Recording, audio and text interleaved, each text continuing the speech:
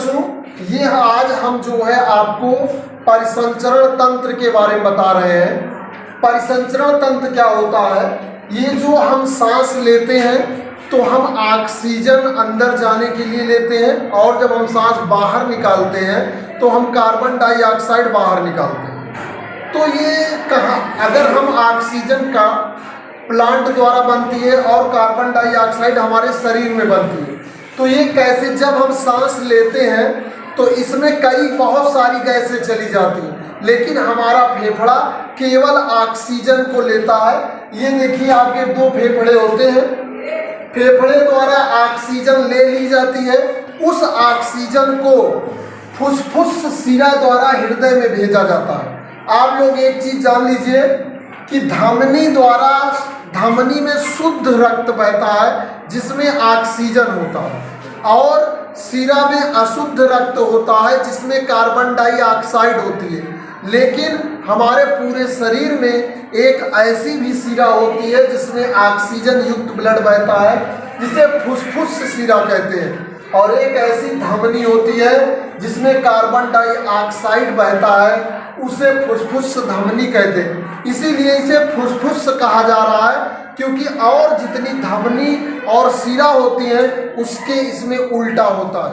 बच्चों, आज हम आपको जो है हृदय में ब्लड के संचरण के बारे में बताएंगे, कैसे ब्लड हमारे शरीर में चलता है। जानते हैं, हम सांस लेते हैं तो हमारे शरीर में ऑक्सीजन जाती है। आपने फेफड़े का चित्र बनाया हुआ है, ठीक। उसके बाद फेफड़े में जो ऑक्सीजन हम सांस लेते हैं वो ब्लड में जाती है। ब्लड में जाने के बाद उस ऑक्सीजन को हमारे पूरे शरीर में पहुंचना रहता है। पूरे शरीर में पहुंचने के लिए हृदय में ब्लड जाता है, और उसको लेकर फुसफुस शिरा जाती है। फुसफुस शिरा ऑक्सीजन युक्त ब्लड लेके जाती है, फिर उसको पंप कर दिया जाता है, तो एरोटा यानी कि धमनी द्वारा पूरे शरीर में फैल जाता है।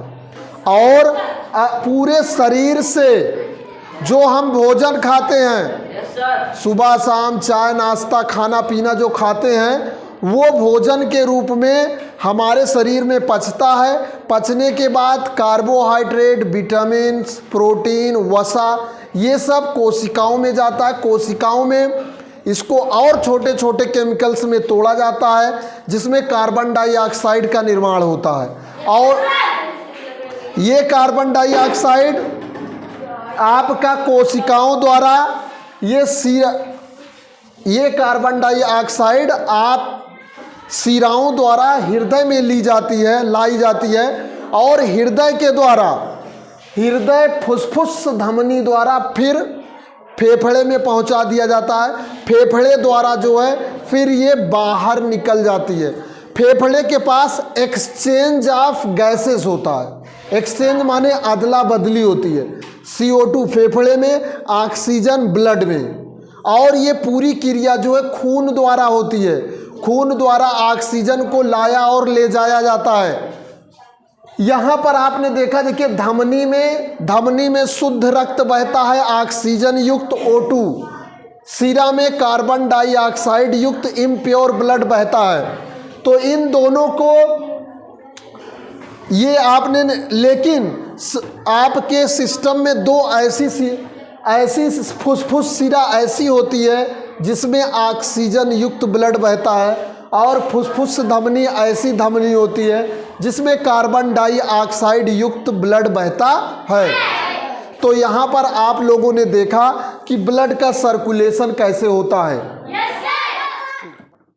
आप देख रहे हैं कि यहाँ पर जो हृदय है, ये हृदय का अनुप्रस्थ काट है। यहाँ पर बायां अलिंद और बायां निलय, दायां अलिंद और दायां निलय, ये 4 चैम्बरों में हृदय बटा होता है। और इन्हीं कक्षों में इलेक्ट्रॉनिक ब्लड पंप होता है, जिससे पूरे शरीर में ब्लड जाता है। चित्र को आप कॉपी में बना लीजिए, और बायां अलिंद निलय, दायां अलिंद निलय, इन चीज़ों को ध्यान से पढ़ें।